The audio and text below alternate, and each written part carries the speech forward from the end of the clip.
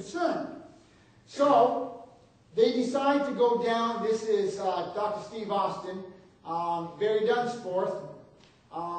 They're going to go down and they're going to die.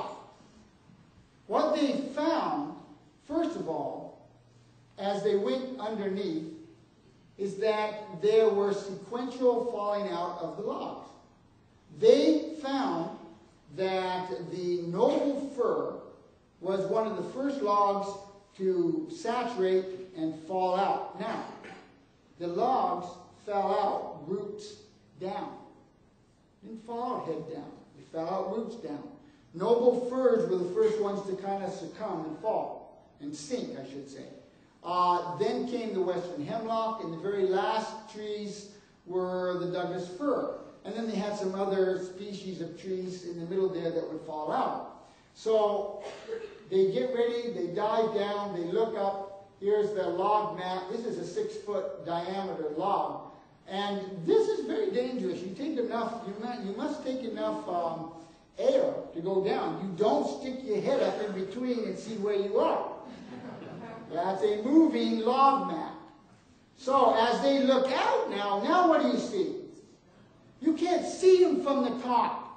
You go down and you start looking at them and you go, whoa, there's a lot of upright logs that have already started sinking in various, you could go around and you might have 20, 30, 40 feet of water above you, and then you've got another 120 feet below you.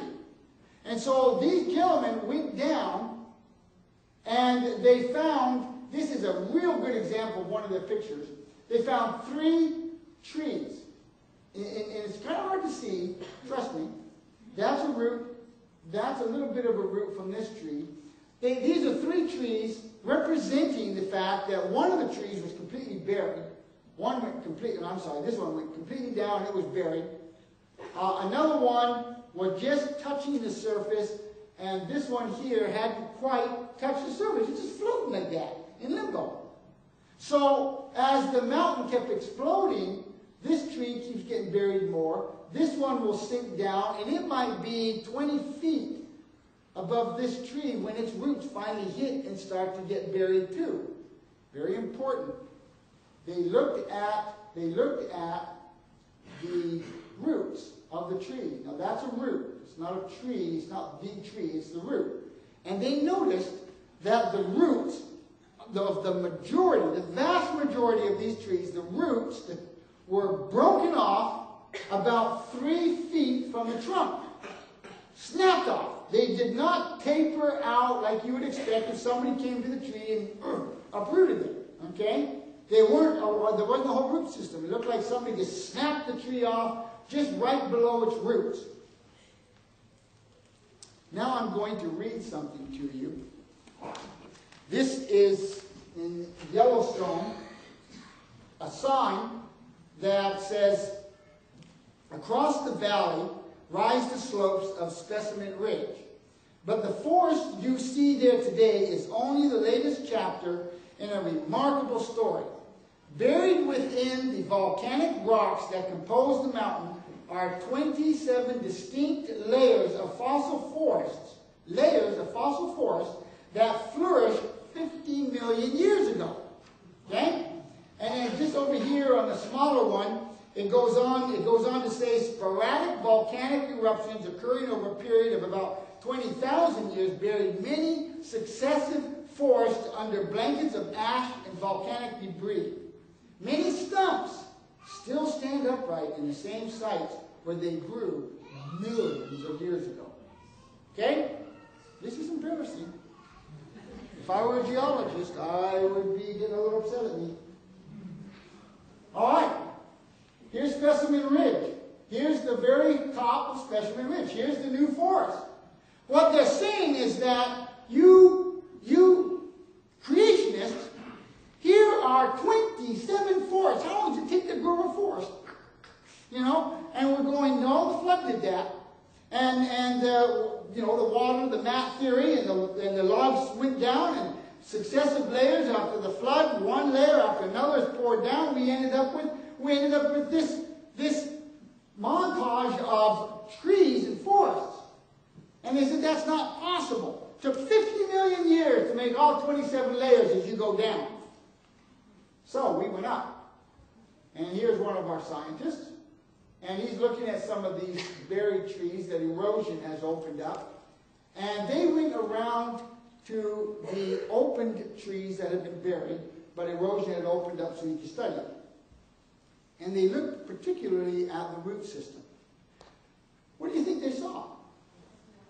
They noticed that the vast majority of these trees on top of Specimen Ridge had their roots cut off at about 3 feet from the trunk.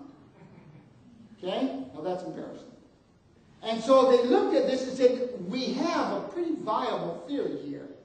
That we have Mount St. Helens in a laboratory that shows us that there is an alternative theory to how Specimen Ridge was created and made. You don't need to believe in millions of years. You just need to believe in a flood.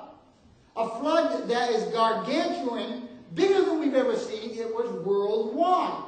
Why does the evolutionist want to put the flood someplace out in the Bosporus or the Dardanelles or someplace in the Black Sea or someplace? Why? Because that won't explain all the geologic change that this earth has to show. A worldwide flood gives you evidence, it gives you substance as you see it here. Last thing I want to talk to you about, coal. We've got coal samples up here, so come back up and look at these coal samples after we're done.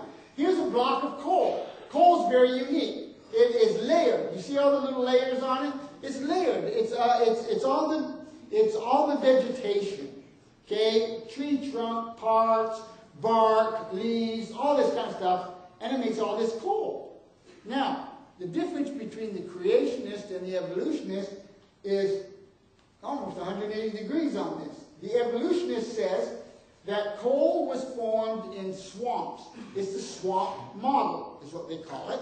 And they said that all these swamps would drip all this junk down, you know, and it would form at the bottom, and then a big ocean would come over, and it would cause all kinds of debris to fall down on top of this, all these pieces of bark and junk, and then the ocean would go away, and then it would come back again, and each time it went away, more swamp forests came up, and you got the picture?